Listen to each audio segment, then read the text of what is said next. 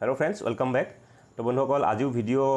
Record কৰাৰ বা edit কৰাৰ টাইম নাছিলে সেইকাৰণে মই লাইভ ট্ৰেড ৰেকৰ্ড নকৰিলোঁ কিন্তু এতিয়া অলপ সময় পাইছোঁ আজি সেইকাৰণে ল্যাপটপতে অকমান মই ৰেকৰ্ডিং কৰি আপোনালোকক আজি ট্ৰেড কেনেকৈ কি কৰিলোঁ লগতে কালিৰ ট্ৰেডটো মানে ডিসকাস কৰোঁ আহক।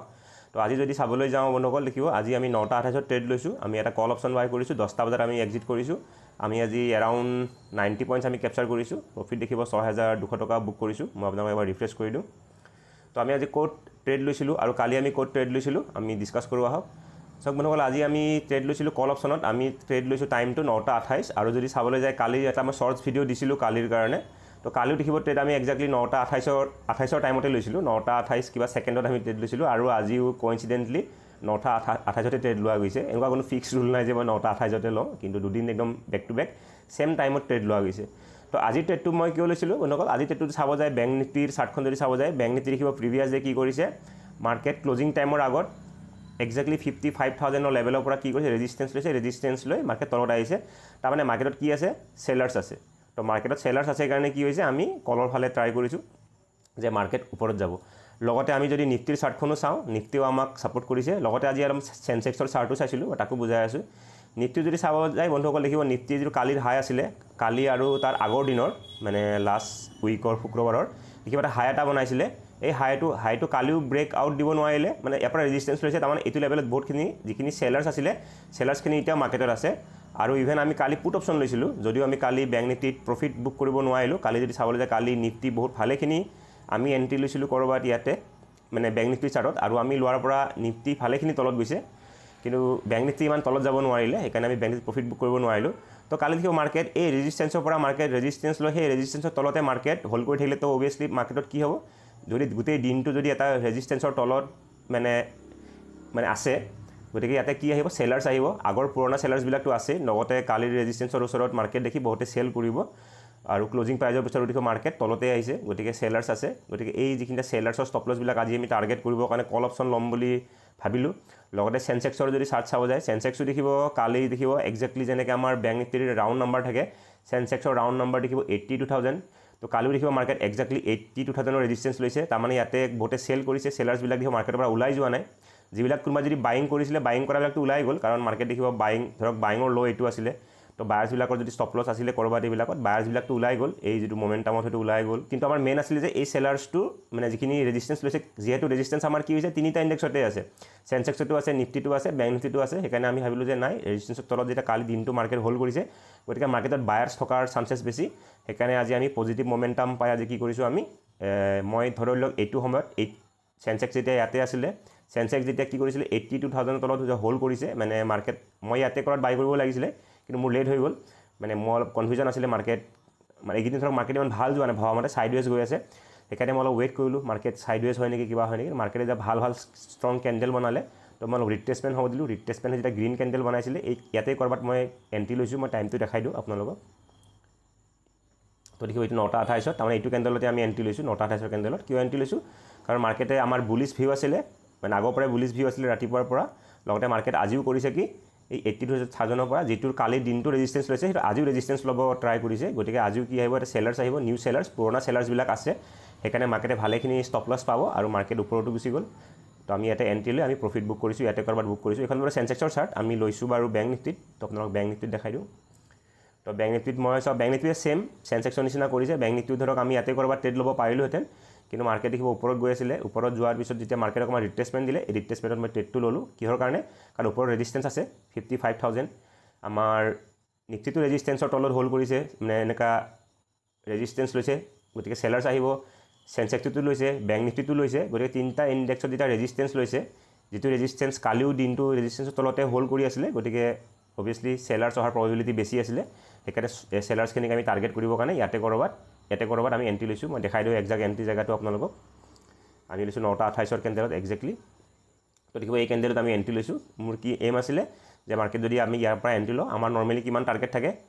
130-140 পইণ্টছ আমাৰ টাৰ্গেট থাকে যদিও ইমান টাৰ্গেটত আজিকালি টাৰ্গেট নিদিয়েই তথাপি আমি 130-140 পইণ্ট ধৰি লওক 140-50 বুলি ধৰিব পাৰি এতিয়া 151 পইণ্টছ লগাই হয়। মোৰ এম আছিলে যিহেতু কালিৰ পৰা মাৰ্কেট ৰেজিস্টেন্স লৈ আছে গতিকে মাৰ্কেটে অকণমান কি কৰিব ব্ৰেকআউট দি পটককৈ ৰিভাৰ্চেল নিদিয়ে অকণমান মাৰ্কেট কি কৰিব হয়তো আমাৰ যিটো মোমেণ্টাম লাগে 140 পইণ্টছ বা 130 পইণ্টছ বা 150 পইণ্টছ সেই মোমেণ্টামটো পাই যাব লাগে। সেই হিচাপত আমি ট্ৰেডটো ল'লোঁ আৰু মাৰ্কেটে ভালে মমেণ্টাম দিলে আমি এক্সিট কৰাৰ পিছতো মাৰ্কেট ভালেখিনি বুলিছ আছিলে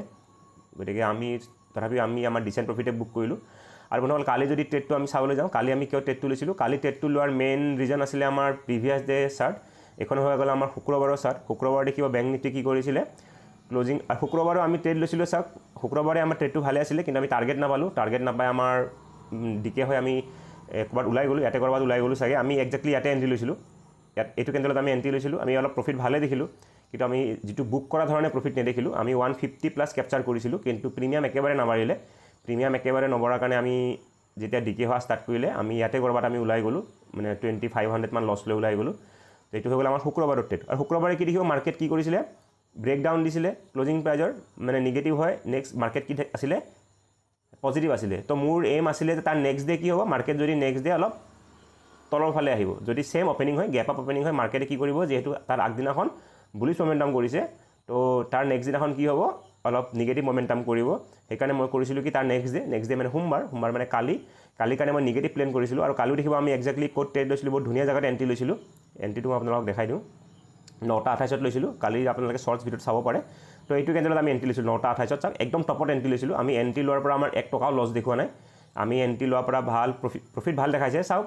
মাৰ্কেট কেনেকুৱা আজি দেখিলোঁ এই লেভেলটোত আমাৰ আমি কেতিয়াবা আমাৰ গুড লাক থাকে কেতিয়াবা বেড লাক থাকে আজি ক'ব গ'লে ভাল কালি ক'ব গ'লে ভাল দিনেই আছিলে কালি দেখিব আমি 90 পইণ্টছ মানে 85-90 পইণ্টছ আমি কেপচাৰ কৰিছোঁ তাতে আমি 40 পইণ্টছ প্ৰফিট দেখিছোঁ আমি ট্ৰেডটো লোৱাৰ লগে লগে মাৰ্কেট তলত আহিছে আমি 40 পইণ্টছ প্ৰফিট দেখিছোঁ কালি মই 2800 প্ৰফিট দেখিছোঁ 4 মিনিটৰ ভিতৰতে তাৰমানে মাৰ্কেটৰ লগত আমাৰ প্ৰিমিয়াম বাঢ়িছে 90 পইণ্টছত আমাৰ 40 পইণ্টছ প্ৰিমিয়াম বাঢ়িছে তো এইটো মানে ভাল ধুনীয়া প্ৰিমিয়াম মাৰ্কেটৰ লগত প্ৰিমিয়ামো বাঢ়িছে কিন্তু সেম যদি চাৰ্টত চাবলৈ যায় তো অপশ্যন বাইং কিয় অলপ দিগদাৰ হয় কেতিয়াবা তাৰ যদি আগৰ দিনাখন চাব যায় আগৰ দিনাখন আমি ইয়াতে ট্ৰেড লৈছোঁ লাইভ ট্ৰেডিং ভিডিঅ' আপোনালোকে চাব আমি ট্ৰেড লৈছিলোঁ ধৰি লওক মই দেখাই দিছোঁ আপোনাক এইটো দি দেখাই দিছোঁ তো আমি একজেক্টলি ইয়াতে লৈছিলোঁ আমি 9:18 কেণ্ডেলত আমি 12 ছেকেণ্ড মানত লৈছিলোঁ ক'ৰবাত মানে ট্ৰেডটো ষ্টাৰ্টিং হওঁতে আমি ট্ৰেড লৈছিলোঁ কাৰণ আগৰ কেণ্ডেলটো দেখিব ৰিজেকশ্যন আছিলে ৰিজেকশ্যন থকাৰ কাৰণে মই এইটো 9:18 কেণ্ডেলতে মই ট্ৰেড লৈছিলোঁ আৰু সিদিনাখন দেখিব ট্ৰেডটো লোৱাৰ লগে লগে কণ্টিনিউ তলত আহিছে দেখিছে কণ্টিনিউ তলত ইয়াতেও সিদিনাখন ৰখা নাই 1 মিনিট 2 মিনিট 3 মিনিট 4 মিনিট ধৰক 6-7 মিনিটৰ ভিতৰত আমাৰ 150+ আমাৰ মাৰ্কেট তলত আহি গৈছে কিন্তু প্ৰিমিয়াম সিদিনাখন মই পাহৰিলোঁ একজেক্টলি কিমান প্ৰিমিয়াম হয়তো 150 পইণ্টছত হয়তো মষ্ট প্ৰবেবলি 50 মান পইণ্টছ প্ৰিমিয়াম বাঢ়িছিলে হয়তো 50 ক্ৰছ কৰা নাছিলে অভিয়াছলি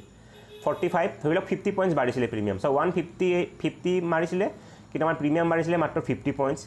আৰু যদি আমাৰ তাৰ নেক্সট ডে চাবলৈ যায় নেক্সট ডে সেম চাৰ্ট বনাইছে তো নেক্সট ডে দেখিব একজেক্টলি সেম চাৰ্ট বনাইছে